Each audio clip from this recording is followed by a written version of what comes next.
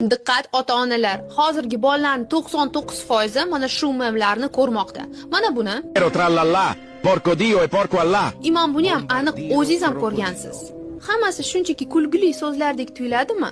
Ammo buni orqasida qanaqa ma'nolar bekitilgan. Bu yangi trend brain rot deb ataladi. O'zbek tilida tarjimada bu miya chirishi. Bolalar shunchaki kulgili, prikolli so'zlarni takrorlab, uni ostida qanday ma'no bo'lishini bilishmaydi. Masalan, mana bu krossovkali akulacha. Italyan tilidan buni tarjimasi nima? Porco bu cho'chqa, Dio va Alloh bu yaratgan. Ya'ni bu diniy qadriyatlarimiz ustidan masxaralashga kiradi. Bombardillo krokodilcha esa-chi?